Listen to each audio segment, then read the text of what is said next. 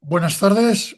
Esta es una sesión específica de profesionales de la sanidad por Palestina, España, dedicado a la destrucción del sistema sanitario en Gaza, también en Cisjordania, pero básicamente en Gaza.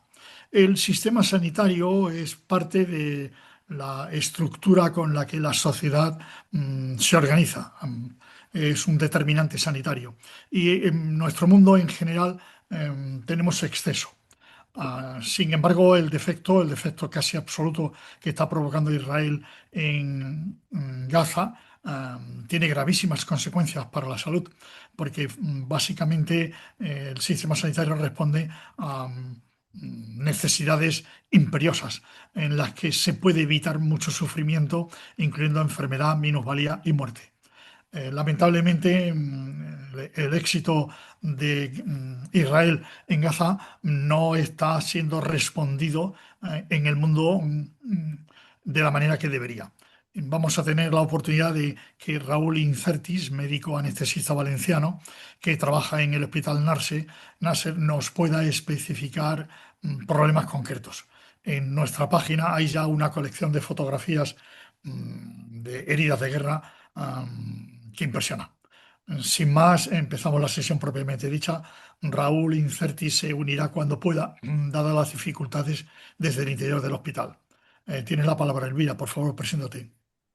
Buenas, pues yo soy Elvira Parafita, soy médico de familia aquí en Valencia y actualmente, bueno, la idea es poder compartir este espacio con Raúl Incertis, que es médico anestesiólogo voluntario que está actualmente en el hospital de Nasser. Está en Gaza actualmente desde abril y anteriormente estaba en el Gobernador del Norte, en Jabalia, en el Hospital Indonesian. Em, y Disconnected. Y intentaremos aquí, pues me comentó que podrá estar conectado con nosotros aproximadamente 30 minutos, también por las necesidades del servicio. Así que intentaremos aprovechar al máximo este tiempo para hacerle, pues, que nos comente la situación, la experiencia que está viviendo allí en el Hospital Nasser, por extensión también en el área de Khan Yunis y en Gaza. Y poder aprovechar, haremos una serie de preguntas al inicio y posteriormente pues intentaremos dejar también los últimos 10 minutos pues por si surgen preguntas también vuestras para poder comentarle.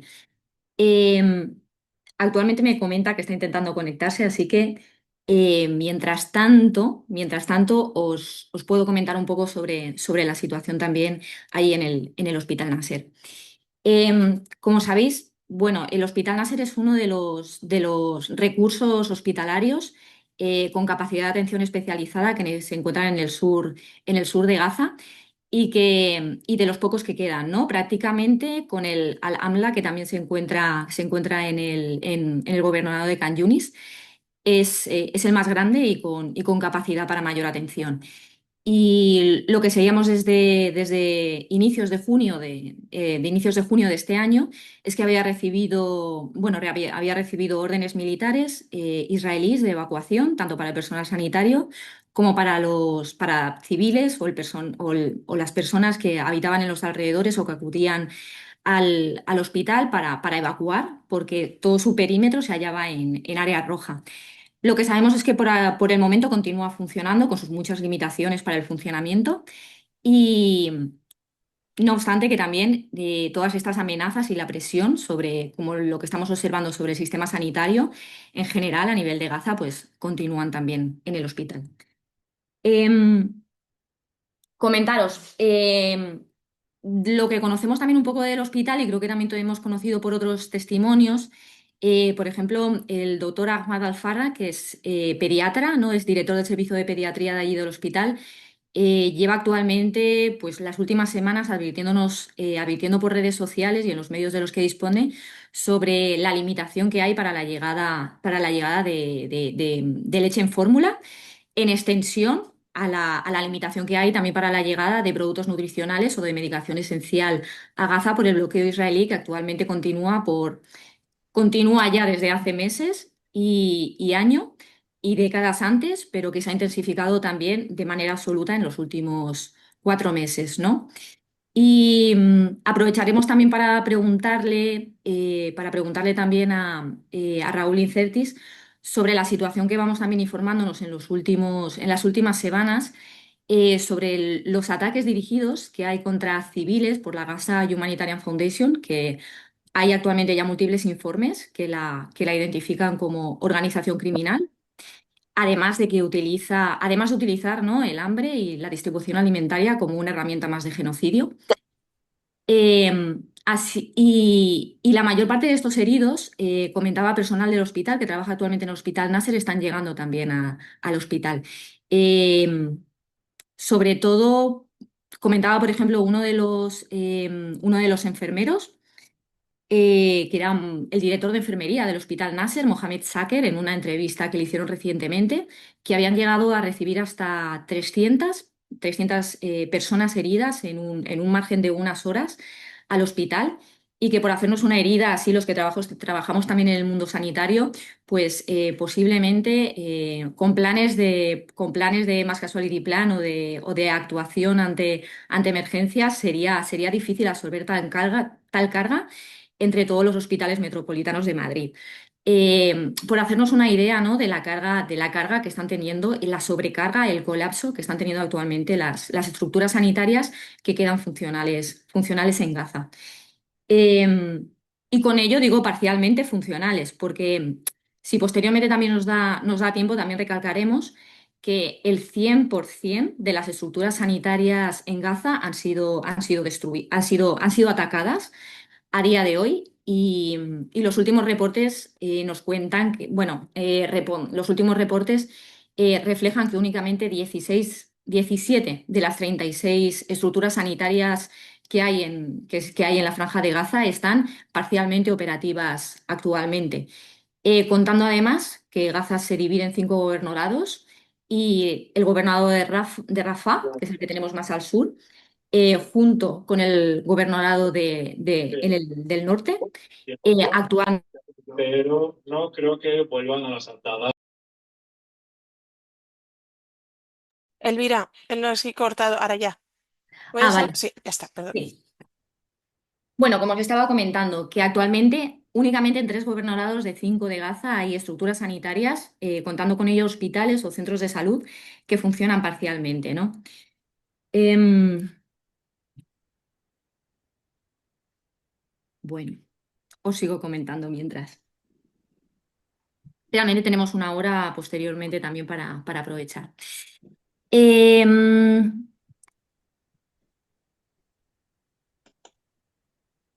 Marina, ¿crees que mientras tanto puedo compartir?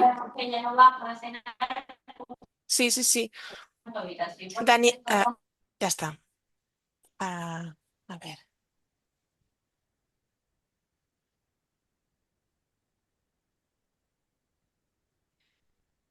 A ver, un segundo. Ya está, ya puedes, ¿eh?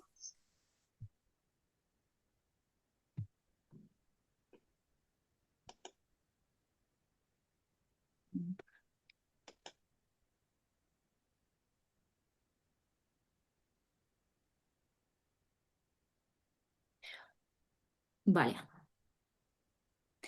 Perfecto. Creo que ahora veis la pantalla, ¿veis una presentación? Vale, Sí, sí, se ve. vale. Bueno, yo estoy atenta a cuanto se una Raúl. En cuanto se una, le doy acceso directo. Bueno, le damos acceso directamente. Lo tengo por aquí en el WhatsApp. Un segundo. Le voy a decir también que me diga. Elvira, ahora como eres anfitriona te saldrá, ¿eh? Te pondrá un aviso aquí en participantes y verás, hay alguien que quiere entrar.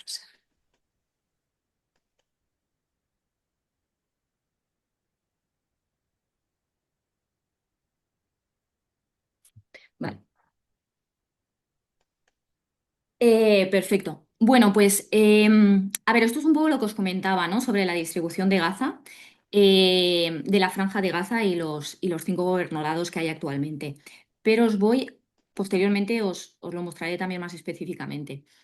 Em, Aquí bueno, lo que queríamos comentar también en esta sesión y centrarnos es sobre tanto los ataques deliberados y sistemáticos del poder ocupante israelí sobre las estructuras sanitarias como sobre el personal sanitario. Lo que veis aquí es un acto que se hizo recientemente en Rotterdam, donde se colocaron 1.200 zapatos blancos, que era por cada uno del personal, cada personal sanitario que ha sido actualmente asesinado en Gaza por las tropas israelíes.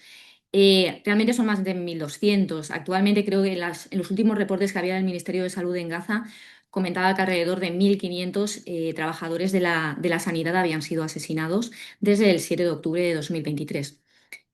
Em, Aquí realmente, actualmente hay la cantidad de reportes, de evidencia que existe ya, ¿no? Que está ya documentada sobre la sistematicidad y los ataques de las estructuras sanitarias y cómo ello también conforma dentro de una estrategia de genocidio israelí, en la que todo aquel protector de la vida o de los cuidados es identificado como una amenaza y también es atacado. Hay múltiples, si colocáis únicamente OPT, Occupied Palestinian Territories, OCHA o Relief View, os puede salir, os sale todo un listado y actualizado por los últimos reportes sobre la situación sanitaria en Gaza. Y posteriormente os continúo y doy acceso a Raúl.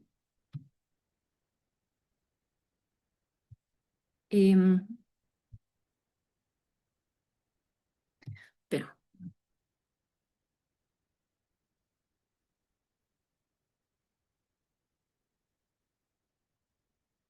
a ver, ¿Quieres, Elvira, que coja yo anfitrión? Porque a lo mejor teniendo la pantalla... mejor. Y dejo a ver si puedo.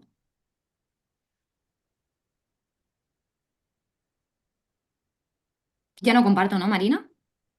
Ah, no, ahora mismo no. Era para dar... No, no, Creo no. que Mejor ya así. está, ¿eh? Vale. ¿Quieres que te dé otra vez anfitrión? No, no, no. ¿No? Vale. Creo que Sí que debe estar está, ¿eh? Raúl. Está conectado, sí. Hola, Raúl. Y por favor, si durante la entrevista también podéis cerrar los micros, porque también por las dificultades de conexión que puede haber actualmente con Gaza para que no haya interferencia en el sonido. O si Marina también puedes ir silenciando si ves alguno más. Posteriormente, cuando sean las preguntas, volvemos a activar.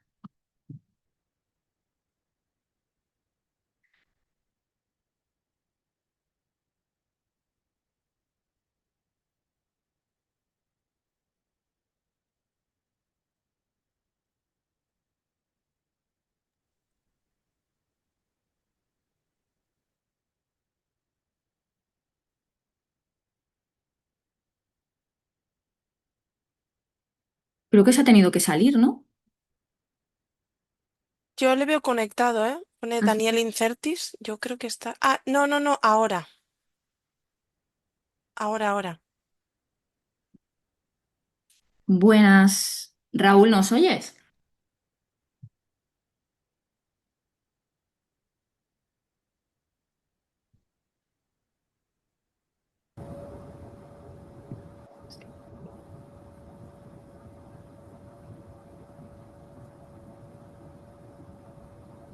Hola, Raúl. Hola, sí, ¿me oyes? Sí, te oímos. ¿Nos escuchas? Vale, muy bien. ¿Nos escuchas bien desde ahí?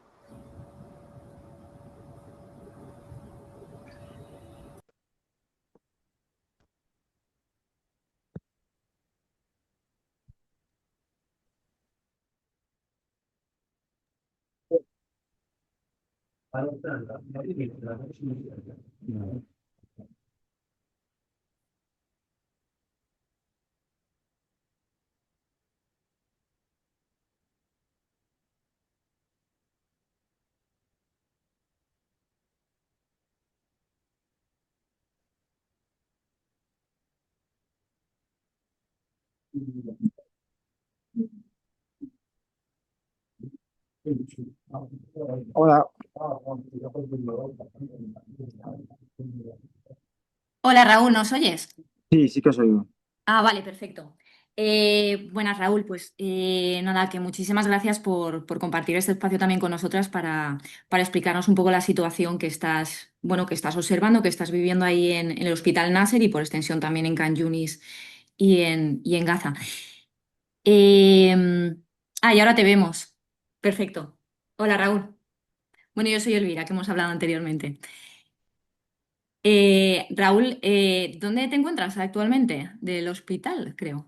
En el Hospital Nasser, en Han Yunis. Es el único hospital, solo quedan 3 hospitales públicos funcionando parcialmente.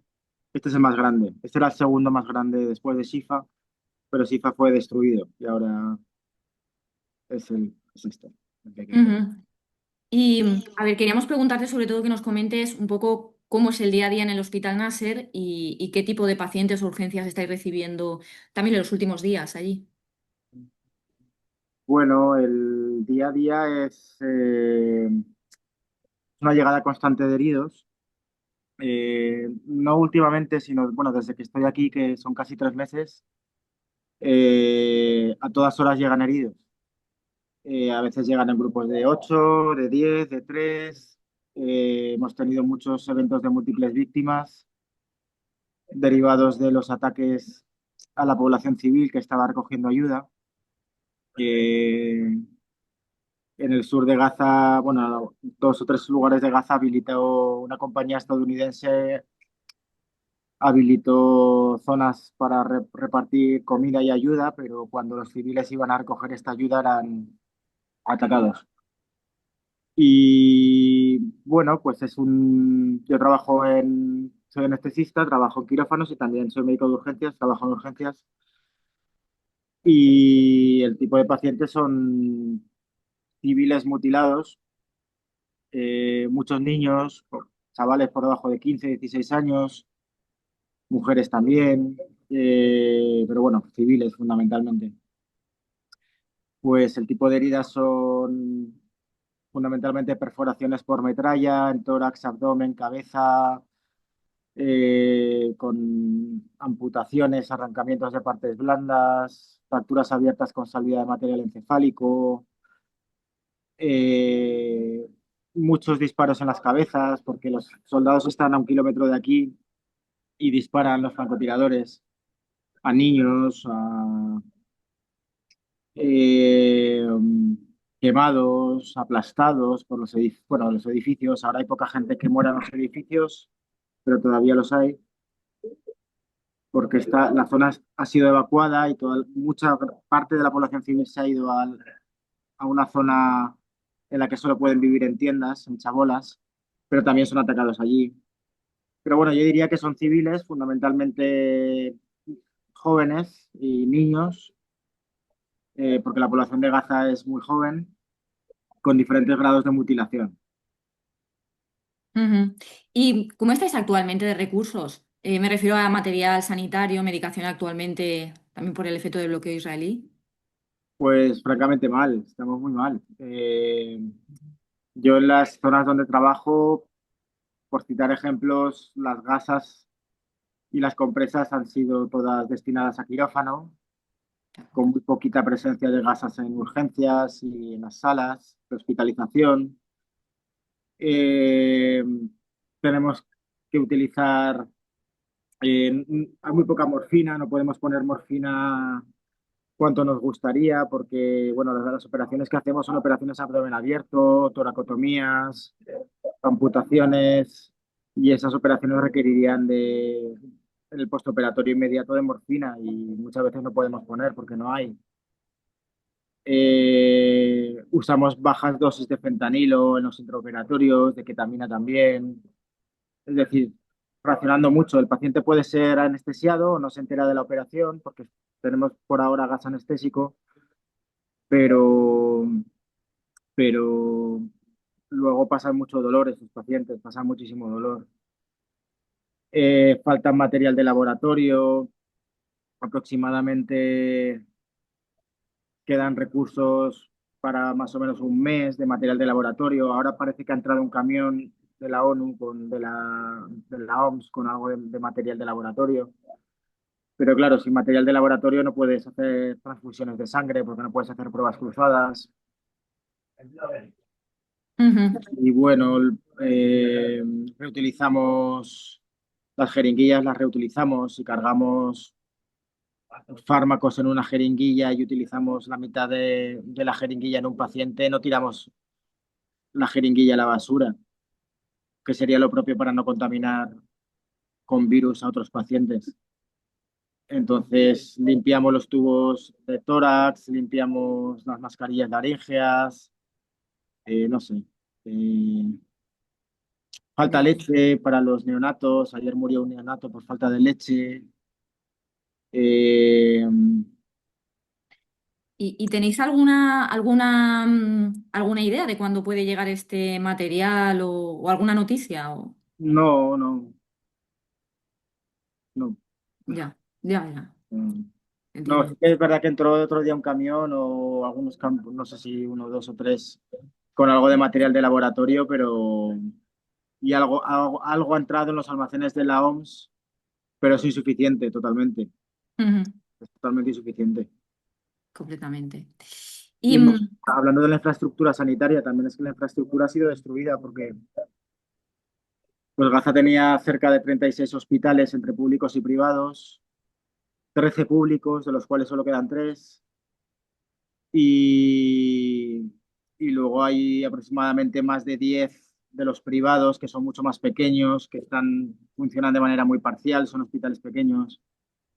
No sé, de los 15 hospitales de campaña que habían, solo quedan 7. De los centros de salud que antes habían cerca de 160, ahora quedan menos de 60 y funcionando muy mal.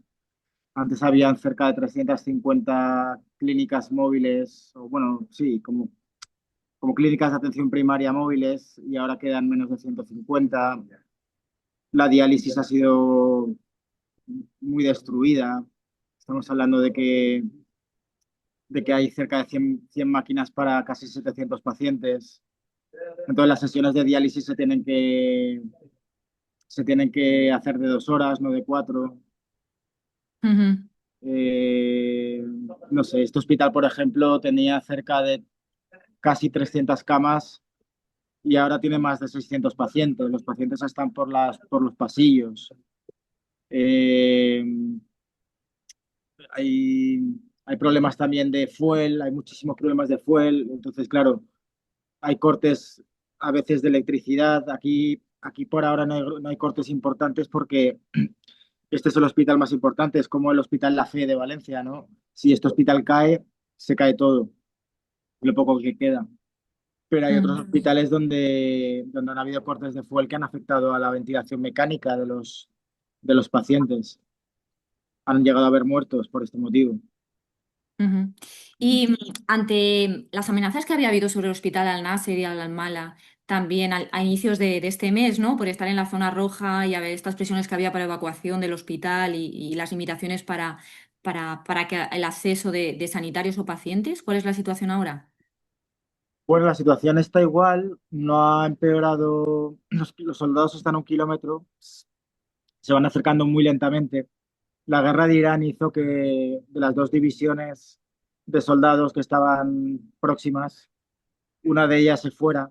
Pero todos los días recibimos heridos por los francotiradores de estos soldados, pero no se están acercando de manera veloz. Entonces, hemos notado como una especie de impasse desde hace unas 2 semanas.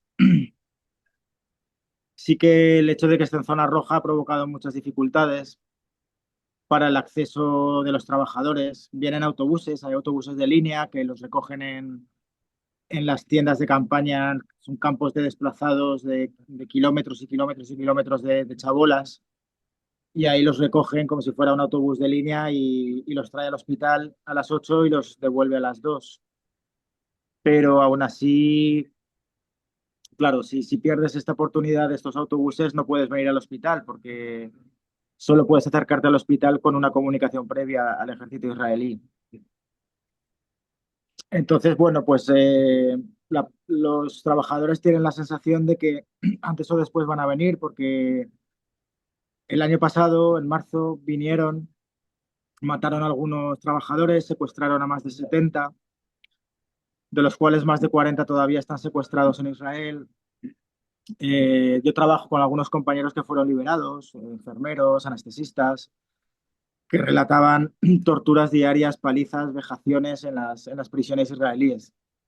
Entonces tienen mucho miedo de que puedan venir. El hecho es de ellos notan que si los trabajadores internacionales, que somos muy poquitos aquí en el hospital, seremos unos 12 o así, si nos vamos, ellos creen que van a entrar los soldados, porque ellos sienten que nosotros recibimos información antes que ellos, ¿no? Entonces es muy importante mantener la presencia internacional, incluso si vienen los soldados, para de alguna manera dar testimonio de lo que puedan hacer cuando entren, si entran. Pero bueno, la sensación es de que hay una preocupación latente de que van a entrar antes o después. Ya, complejo. Y ahora que hablas también de los compañeros también sanitarios palestinos que están ahí contigo en el hospital, ¿cómo se encuentran o qué te comentan, ¿no? Después de más de un año, entiendo que trabajando prácticamente de manera continuada en el hospital y posteriormente a lo mejor también todo este miedo hacia la seguridad personal o de familiares. Bueno, muy buena pregunta, porque ellos son verdaderamente los que están sosteniendo todo esto. Los trabajadores internacionales somos prescindibles, somos poquísimos, ¿no? Ellos están deprimidos, tienen todos síntomas de estrés postraumático. Eh, Todos, no conozco ninguno que no haya perdido familiares de primero o de segundo grado por los bombardeos. Eh, el otro día atendí al hijo de una pediatra, al único hijo en urgencias, que era el sobreviviente de 10 hermanos. Y ella era pediatra del hospital. Pero bueno, también, el otro día también murieron todos los hijos de otro trabajador. Tengo un compañero que en la guerra ha perdido a sus padres y a todos sus hermanos. Eh, Algunas veces los propios médicos son atacados y te los encuentras en el hospital. Entonces, ellos son víctimas, no son diferentes al resto de la población, son víctimas también. Todos viven en tiendas de chabolas. Antes de las órdenes de evacuación, en Han Yunis, los que vivían en Han Yunis, algunos vivían en sus edificios parcialmente destruidos, pero con estas órdenes de evacuación todos han tenido que ir a vivir a estas tiendas, que además son muy difíciles de conseguir y no hay espacio en la playa. En la playa es la franja donde les han dicho que se vayan a la población civil para estar a salvo, pero ahí también los bombardean. Muchos de ellos por la noche, como también bombardean estos campos de desplazados o bombardean muy, muy cerca, todos tienen hijos, la mayoría tienen hijos pequeños, entonces no duermen intentando calmar a los niños. Pasan mucha hambre porque, bueno, un kilo de harina vale $30, un kilo de azúcar $80, un kilo de pasta $12, una cebolla $7, a veces 4, a veces 7, depende del día, una lata de atún también, 5, no, las latas están más caras ahora, $8. No hay fruta de ningún tipo. Bueno, solo hay sandía, pero más de 10 euros el kilo. No, $10, perdón. No hay proteína animal de ningún tipo, salvo el atún y a este precio, ¿no? Sí que hay algunas latas de legumbres, pero son carísimas. Entonces, todos han perdido familiares, Ujú. todos viven en tiendas de desplazados y todos pasan mucha hambre. Entonces, están agotados, están exhaustos, están quemados también, tienen síntomas de estar quemados, aparte del estrés postraumático. Y a pesar de eso, pues no se quejan, no se quejan. Ellos vienen a trabajar, para ellos cobran poquísimo porque ahora el ministerio no está pudiendo dar sueldos, pues les dan una especie de propina, algunos. Y eso, no se quejan, no, ellos siguen trabajando con tesón. eh, Se permiten, no sé, se animan entre ellos mucho, pero fundamentalmente no se quejan nunca. No se quejan nunca y cuando llevan 24 horas seguidas operando, por ejemplo, o anestesiando o lo que sea, o atendiendo en urgencias, y llegan nuevos heridos, no verás que ponen mala cara. Tratan súper bien a los pacientes, como nunca he visto en ningún otro lugar. Los tratan como si fueran sus madres y, y así están hechos una mierda, pero bueno, no les queda otra que aguantar. Están en modo supervivencia, no tienen esperanza de ningún tipo de que esto se vaya a acabar. Nadie la tiene, con razón. Así es que están en modo supervivencia. Pues eso, conseguir algunos séqueles, algunos dineros para poner comida en la tripa de sus hijos. Y bueno, y si no te mata una bomba, pues bueno, pues además como tienen mucha fe, eso les ayuda muchísimo. Ujú. Y además la fe en los países musulmanes se vive con un sentido de comunidad que no se vive en el cristianismo en Europa. Eso por lo menos les da mucho apoyo y menos mal que tienen eso. Si no tuvieran la fe, no sé qué pasaría. Ya, ya, ya. Creo que lo comentabas, lo del caso de la pediatra de Al Al-Nayar, ¿no? Creo que aquí lo hemos Sí. vivido todos con muchísima consternación, pero bueno, que comprendemos que es un caso visibilizado, pero que no es un caso aislado, ¿no? Como tal. Y Raúl, ¿tú cómo estás o cómo gestionas la situación? Bueno, yo es que no me puedo quejar porque yo soy un afortunado comparado con ellos.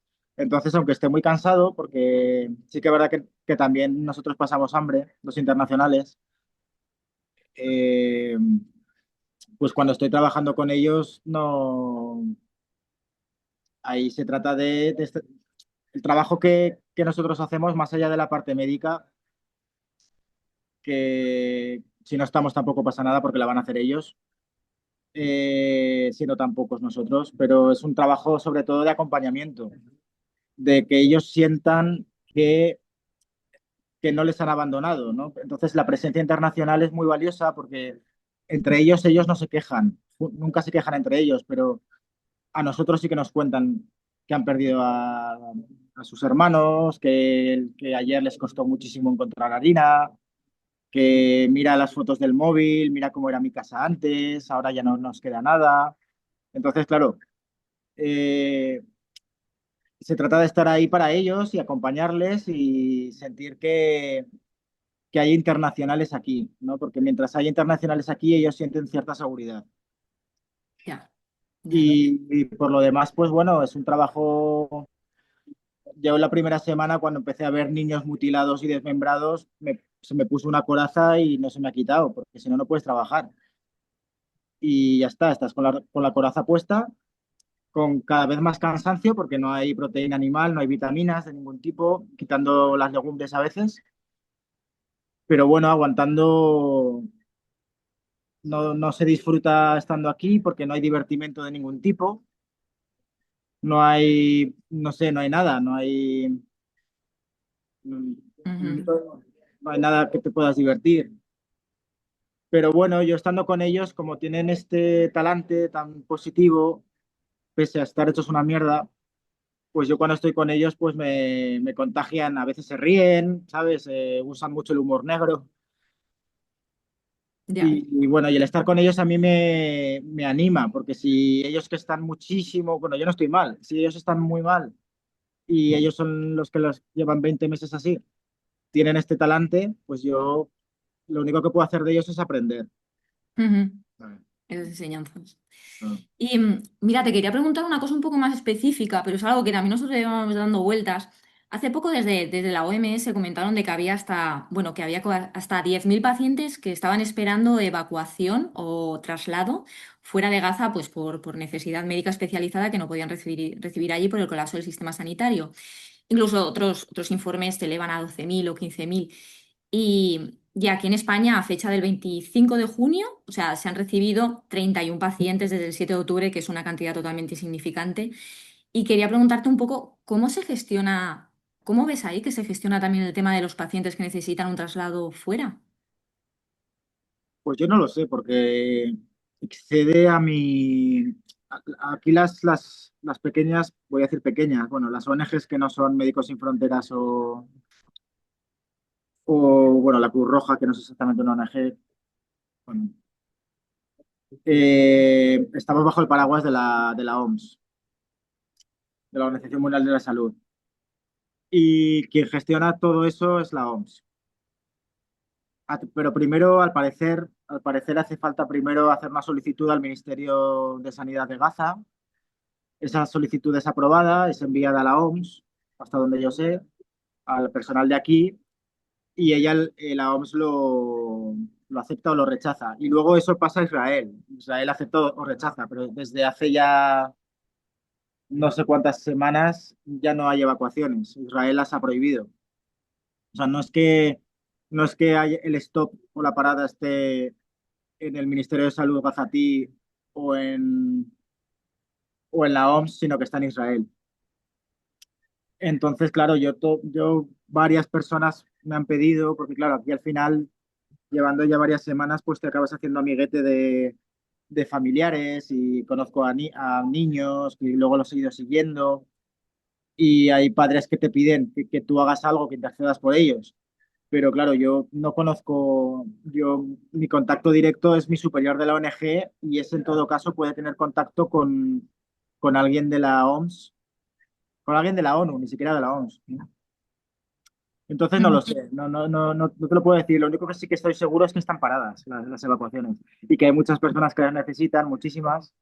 Yo Ujú. conozco un niño que fue bombardeado, tiene 11 años y en Italia le tiene casa porque el padre que tiene una amiga en Italia, pues depende mucho de la voluntad también yo creo que depende mucho de la voluntad de los gobernantes en Europa. Es decir, la doctora La, esta pediatra que perdió a 9 de sus hijos y a su marido, Mm. logró llegar a Italia incluso cuando habían sido paradas las evacuaciones, porque el gobierno de Italia, Ujú. pese a ser todo lo derechista que es, se hizo cargo del caso. Entonces, si hay voluntad por parte de los gobiernos occidentales, las personas salen, porque los gobiernos hablan con Israel a nivel diplomático y dicen, vale, va, pues. Pero no hay voluntad, de nuestro gobierno no hay ninguna voluntad de traer a pacientes. Sí, presionaremos más desde aquí también, creo lo que nos queda. Y quería aprovechar también para preguntarte, dado que anteriormente habéis estado en el norte de Gaza, en Jabalia, ¿no? Y es una zona en la que, bueno, por lo que conocemos de información es que no hay estructuras hospitales o centros de salud funcionales actualmente y la información que nos llega es muy limitada. ¿Cuál fue tu impresión al salir de allí? Yo creo que en abril, o no sé si tienes información actualizada ahora de cómo es la situación en el norte. Sí, un poco porque conozco a algunas personas de allí. Yo estuve las 2 últimas semanas de abril, o sea, ya hace un tiempo, y entonces el único hospital, bueno, Jabalia es una franja de unos 7 kilómetros o más que está al norte de la ciudad de Gaza y que está muy densamente poblada esa zona. Entonces, había un hospital público que era el Hospital Indonesio, que era un hospital mucho más pequeño que en el que estoy ahora, y ahí es donde fui a trabajar 2 semanas. Eh, Ahí lo llamativo de Yavali es que está totalmente arrasada. Es como si hubieran caído varias bombas atómicas.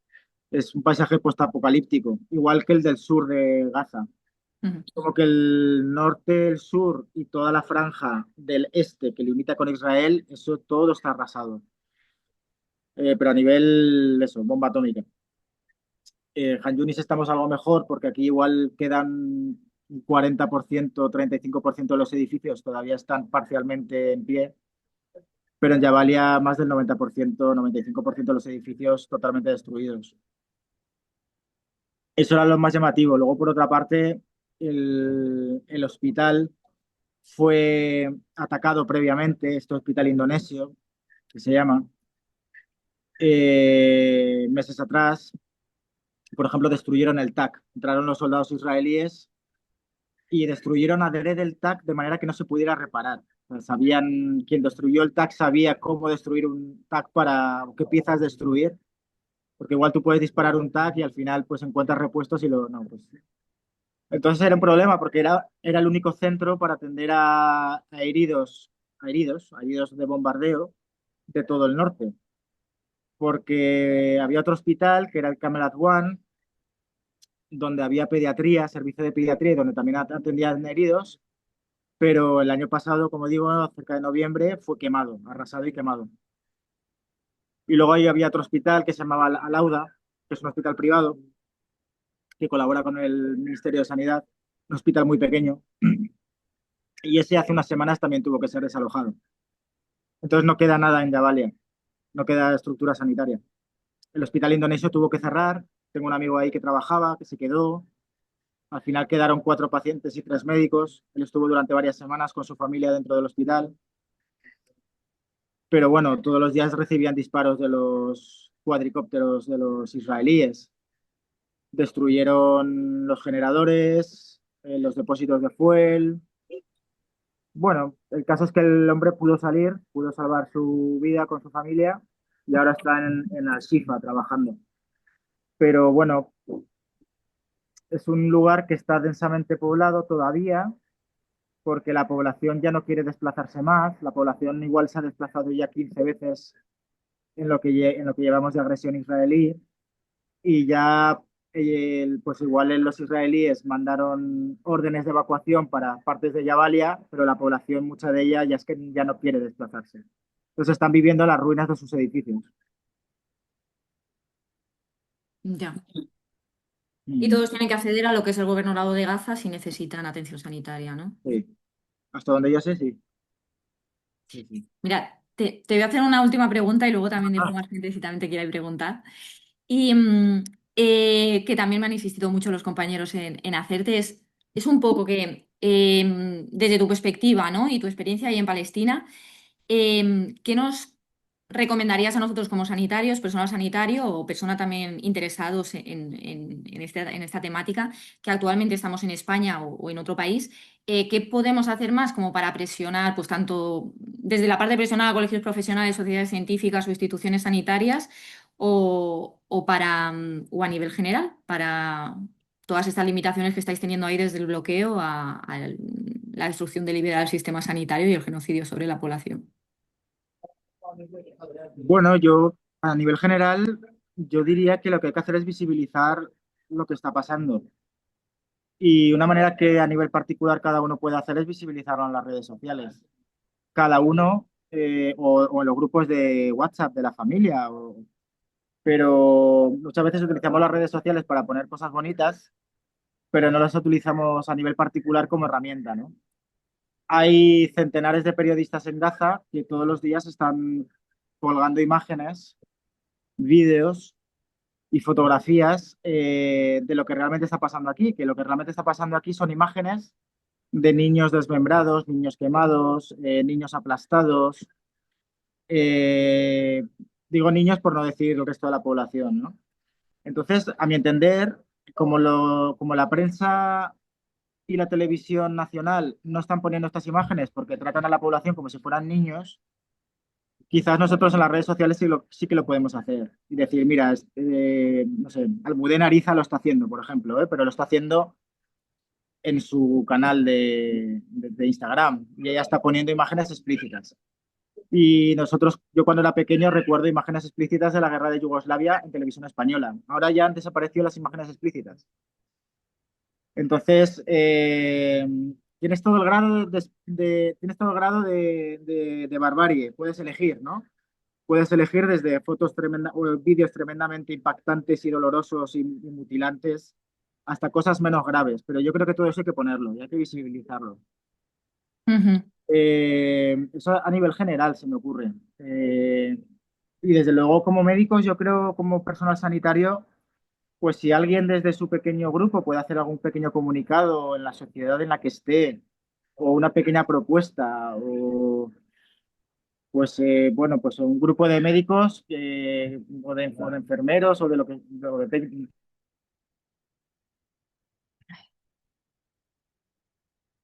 Creo que se ha congelado.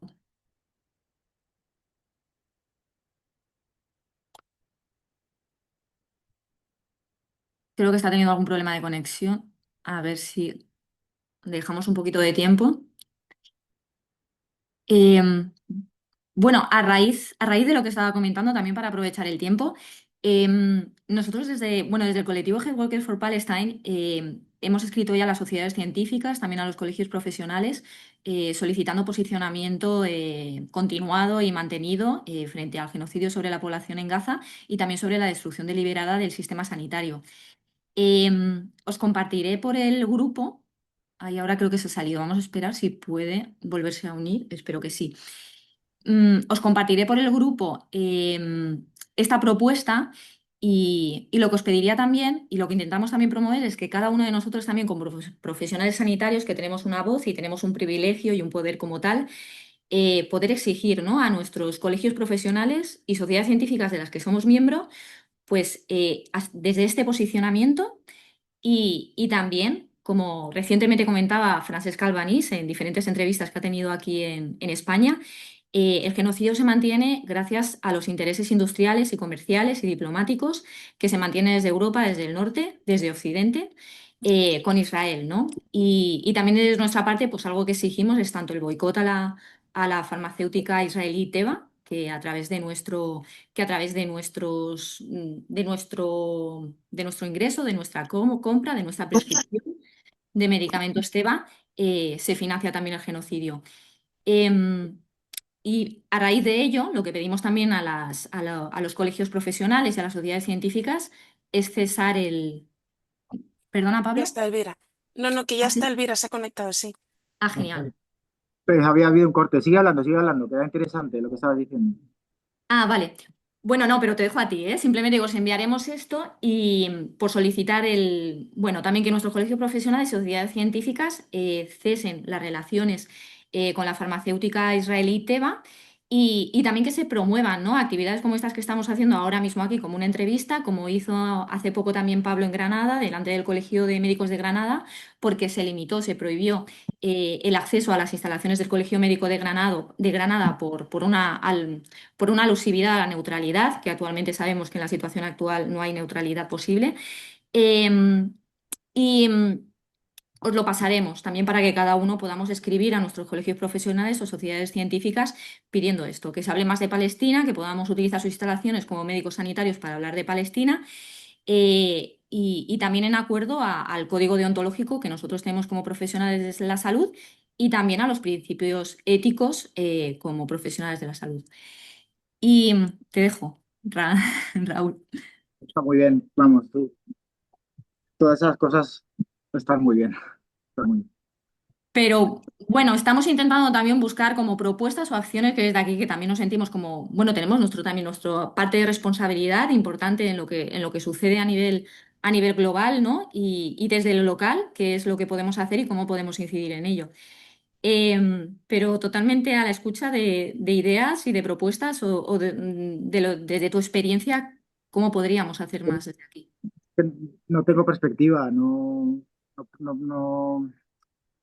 A mí lo que me da pena es que hay una parte de la población y una parte del arco parlamentario que no llama a las cosas por su nombre.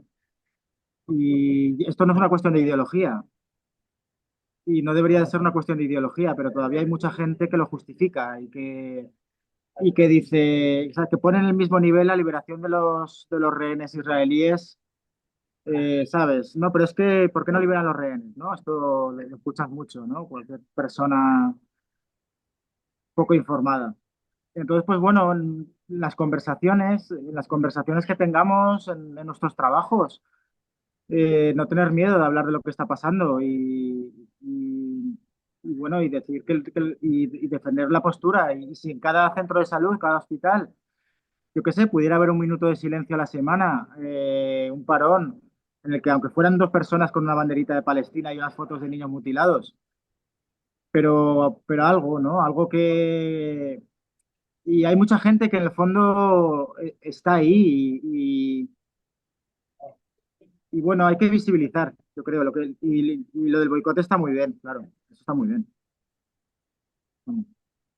Vale, pues el boicot siempre está bien. Y hay un informe que creo que reciente, bueno, que comentaba Francesca Albanís que sacará en breves, que es un poco también sobre todo esto, sobre las relaciones comerciales e industriales desde Occidente con Israel y por los que actualmente se está manteniendo pues, de manera impune el genocidio sobre la población palestina y sin una acción real desde el norte, ¿no? Desde Occidente, desde Europa, ante ello, ¿no? Yo nos quedan como 10 minutos, Juan. Pregunta. Podemos aprovechar por el tema de si hay alguna pregunta. Si no, yo tengo más. Sí, ¿podría hacer una pregunta, Marina? Sí, sí, sí. No hay problema. Yo también tenía otra. Y veo que Pablo también. Raúl, buenas tardes. Soy Juan Gervas, médico rural jubilado en la montaña de Madrid. Mi pregunta es muy concreta, pero es un asunto que me preocupa. ¿Cómo solucionáis los problemas respecto a agua y aguas residuales en el hospital en este momento, en el día a día de hoy? Uf. Bueno, el agua es un problema porque en toda la franja funciona, no llegará al 40% o 30% la capacidad de distribución de agua que antes había. Ahora en el hospital hay como 3 puntos de distribución de agua potable, o sea, 3 grifos, y encuentras en el hospital muchísimos chavalitos, niños, pequeñajos, con garrafas enormes de plástico, y te los ves de aquí para allá cargados con estas garrafas que igual son a ver, algunas son de 10 litros, ¿eh? Eh, o más. Y te los ves para arriba y para abajo porque aquí en la cuarta planta tenemos un grifo que no deberían de poder acceder, pero se cuelan. Y ese es un problema muy grande, muy, muy grande. En cuanto a las aguas residuales, yo aquí en el hospital no sé muy bien cómo lo solucionan. Tenemos un váter para los extranjeros. El hospital tiene, bueno, tiene canalizaciones y tal, pero yo, por ejemplo, en Jabalia, cuando estuve en Jabalia, paseaba por las calles de Jabalia, bueno, por las calles, paseaba por Jabalia, por decirlo así, porque ya no quedan calles. De hecho, todo el pavimento del suelo había sido levantado, como aquí también. O sea, los israelíes han levantado todo el asfaltado, entonces está todo polvoriento. Y tenías que sortear los riachuelos de aguas residuales, de aguas. Entonces, eran imágenes que yo había visto alguna vez en lugares muy pobres de África, pero muy pobres. Y es como si hubieran llevado a la población, a una población de una Gaza que antes tenía una estructura, porque había una estructura en Gaza, había una estructura sanitaria, había una estructura educacional, habían restaurantes, habían centros de ocio, habían pubs, habían, no sé, centros comerciales. Ahora todo eso no existe en absoluto. Entonces, es como si hubieran llevado, no sé, a mí esto me recuerda a imágenes que he visto en estos lugares de África, muy pobres, en slums de África y sitios así. Eso por una parte. Y luego, por ejemplo, en el hospital indonesio, ahí en Jabalia, sí que veía cómo sacaban todo lo que era los desechos médicos, todo eso que ponemos pues desde las agujas hasta los restos orgánicos, hasta los plásticos desechables, todo eso lo sacaban fuera del hospital a 30 metros y lo quemaban allí fuera, generando unos humos horribles, ¿no? Entonces, pues eso es lo que te puedo contar. Aquí en el hospital no sé muy bien cómo están gestionando los residuos, pero supongo que se los llevan en camiones a zonas y los queman al aire libre. Y en cuanto a las aguas residuales, pues bueno, aquí en el hospital estamos más o menos bien, porque es un hospital muy grande, muy bien hecho, pero claro, cabe pensar, yo tengo un compañero de anestesia que vive en estos campos de desplazados en Almaguasi, en esta franja costera, y tiene que caminar aproximadamente 15 minutos para ir a una letrina, pero es tan asquerosa, la letrina tan asquerosa que ni él ni sus hijos quieren hacer sus necesidades allí. Entonces tienen que caminar todavía 20 minutos más para ir a una especie de chiringuito chamizo de venta de café que tienen una letrina un poco más limpia, ¿no? Entonces, pues sí, es como si hubieran llevado a un país, bueno, a una región que tenía su grado de desarrollo. Había una industria en Gaza también, había una industria. Todo eso, como si lo hubieran puesto en medio de, no sé, de de Lagos o de Nairobi, ¿no? Ahí, plan. Gracias, muchas gracias. Nada, gracias a usted a ti por la pregunta. Pablo. Hola, encantado Raúl. Me llamo Pablo Hola. Espín, soy médico de familia también en Granada. La pregunta es muy sencilla. ¿Has recibido algún tipo de apoyo explícito del Gobierno de España, del Ministerio de Sanidad? Porque me imagino que de la embajada o del consulado algún tipo de apoyo habrás tenido, pero ya más específicamente el Ministerio de Sanidad sobre lo que estáis haciendo, acerca de si necesitas algo, ¿te pueden ayudar de alguna manera? ¿Ha habido algún tipo de comunicación o de intento de comunicación? Gracias. No, el consulado sí que se ha puesto en comunicación porque hace 2 semanas el cuadrante, bueno, los israelíes dividen Gaza en cuadrantes, y el cuadrante donde está el hospital tenía que ser evacuado. El hospital no, pero el cuadrante sí. Entonces eso parece ser que llegó a los oídos del consulado y sí que estoy en comunicación con el cónsul, que es gente muy maja y muy en Jerusalén, gente muy correcta. Y ellos sí que me han dicho que si alguna vez necesito salir de aquí corriendo, que me van a ayudar, que no me preocupe y tal, o sea, son muy majos. Pero no, el Ministerio de Sanidad no. No, tampoco sé cómo podrían ayudar, porque no, no veo la manera en la que, porque no sé el poder que tiene España, no sé, es que me estoy metiendo en cosas que no sé. Pero no sé si España podría hacer más de lo que hace, probablemente podría hacer más, pero igual no puede porque España es rehén comercial de Israel. No lo sé, no lo sé. Gracias. Eva y Sole, ¿podríais explicar lo que hacéis cada viernes delante del hospital? Nada, hacen pequeña manifestación. Sí, ya llevan. Simbólicamente. Bueno, cuenta, Sole. Salimos, salimos a la puerta, pues eso, a visibilizar y a hacer un pequeño homenaje simbólico dentro de lo posible, pues a recordar, ¿no? Que somos un centro sanitario y que hay sanitarios, colegas, todo lo que nos cuentas, muriendo, pacientes muriendo, civiles muriendo, y que no podemos permanecer inmunes ante este genocidio. ¿Y Yo dónde luego es? tenía una pregunta, si es posible también. Sí, sí, dime. Rápidamente, soy cardióloga y claro, me interesa un poco el tema del seguimiento de las enfermedades crónicas, saber si hay algún tipo de seguimiento de atención, cómo lo tenéis montado. Bueno, aquí hay un departamento de cardiología.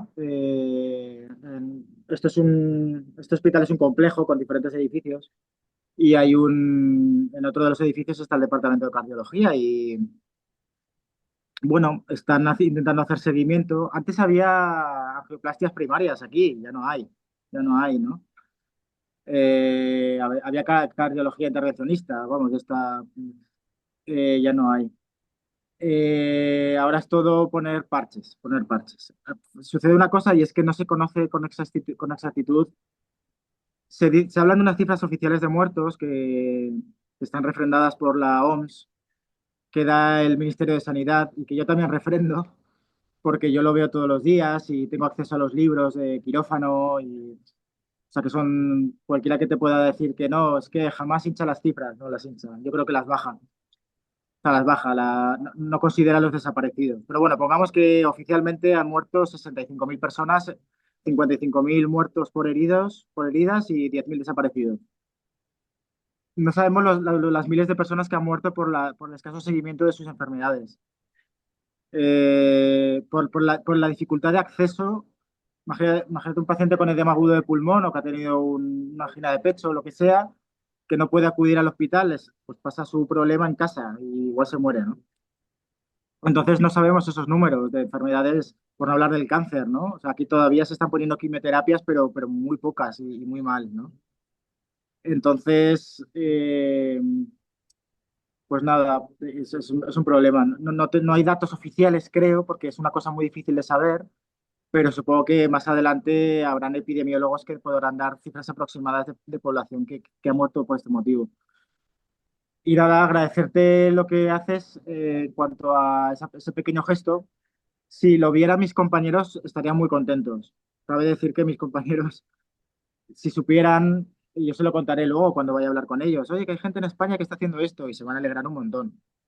Así es que, por anticipado, gracias por parte de ellos, porque es importantísimo. Esas pequeñas señales que parecen mínimas eh, son fundamentales para mantener viva la llama del no olvidar, ¿no? De no olvidar.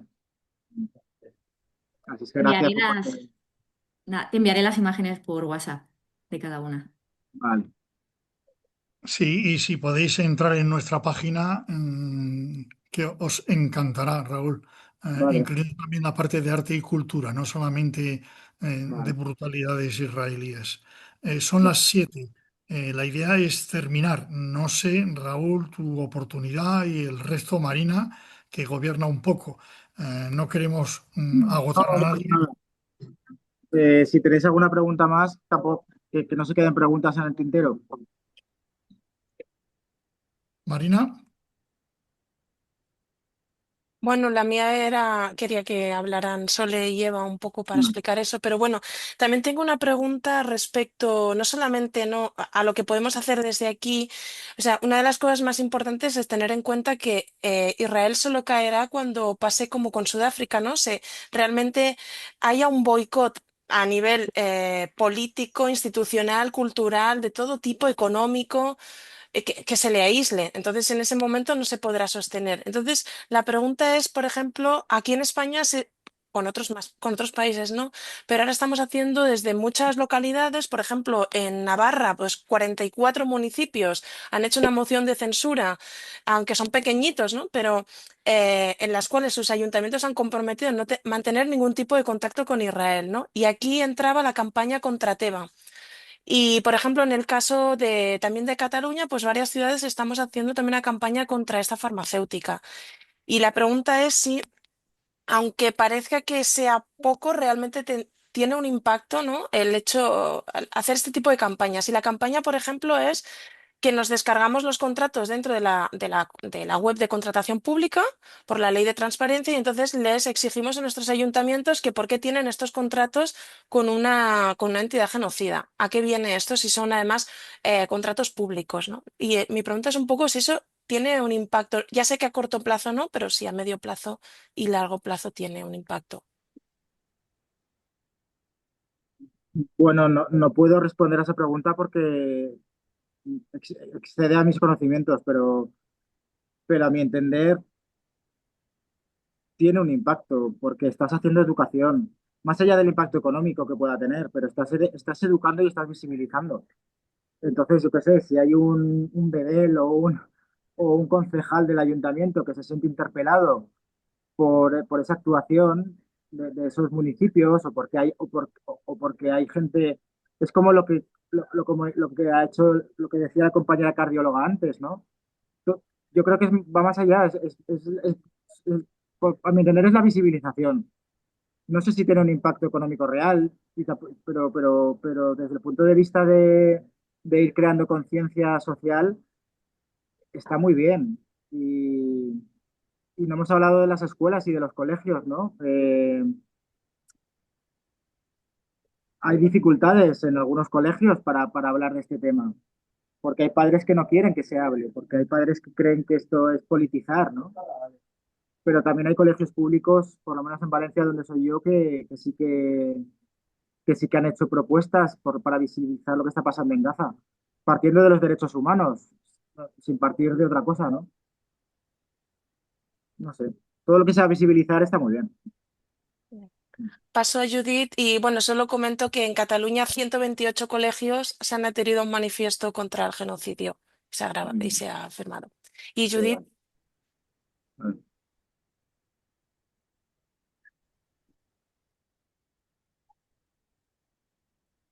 No se le oye. Judith, tienes el micrófono cerrado.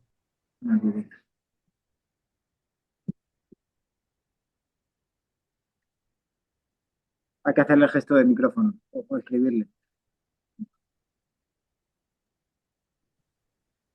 no se te escolta al micrófono.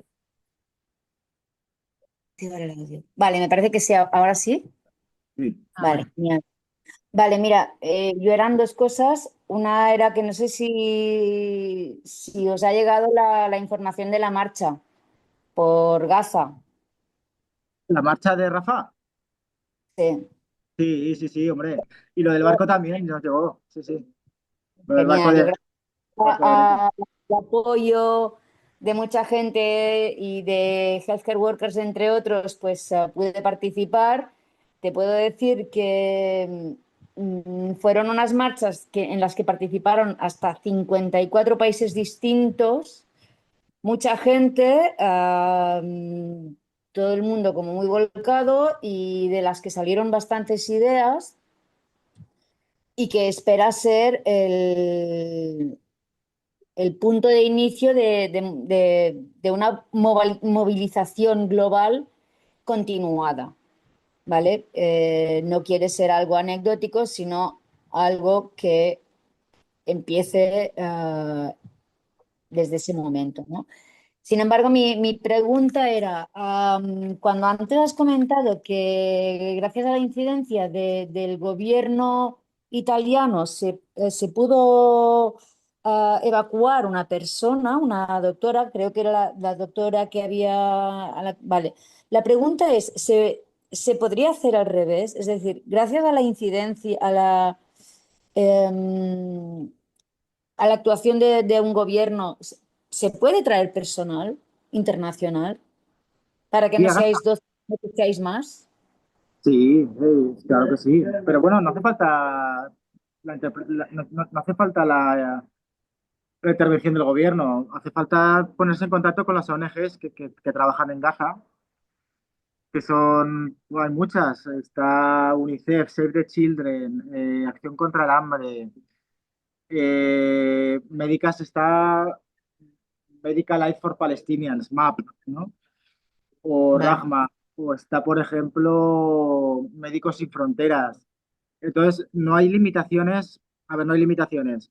Cada semana, cada 2 semanas entran unos 30 cooperantes, 20, 30 cooperantes internacionales, de los cuales igual 5 o 6 son médicos. A veces entra alguna enfermera, pero fundamentalmente de lo que entra, igual se entran 5, 6, 8 médicos y personal sanitario, por decirlo así, y son de estas organizaciones, de Médicos Sin Fronteras, y bueno, pues a ver, lo que pasa es que Israel, una vez se ha hecho la lista de las personas que tienen que entrar en Gaza, al día siguiente tiene capacidad de veto. Y te dice, tú no vas a entrar, tú no vas a entrar, tú no vas a entrar. Y eso es un problema porque tú ya has viajado, te has gastado el dinero en ir, por ejemplo, a Jordania, y muchas veces dinero de tu propio bolsillo para poder entrar en Gaza, y justo el día de antes Israel te veta, ¿no? Pero sí que está entrando gente, es ponerse en contacto con las ONGs y formar parte de ellas. No sé hasta qué punto es fácil venir como primera misión a Gaza, aunque sí que me consta que Médicos Sin Fronteras sí que está permitiendo a personas en su primera misión llegar a Gaza, entrar en Gaza, y depende del perfil que busquen estas ONGs. Pero bueno, médicos de urgencias, matronas,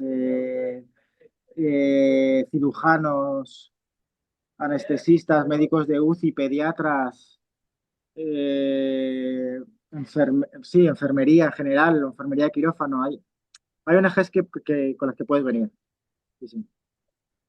Ok. El Muy gobierno bien. español no pone impedimento. Hombre, no es que te pague, a mí no.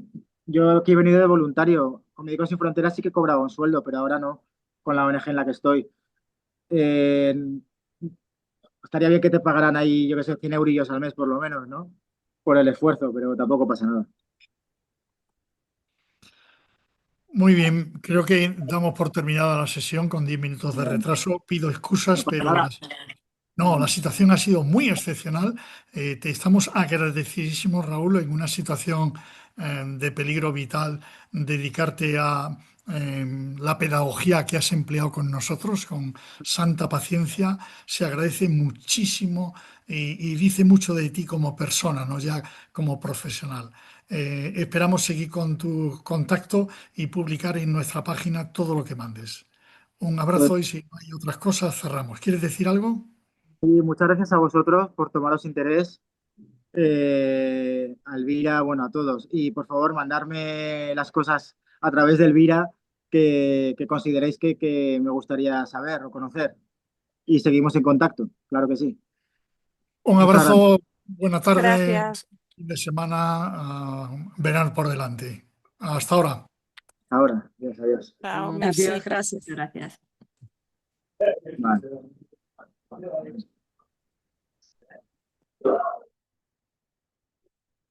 Nada.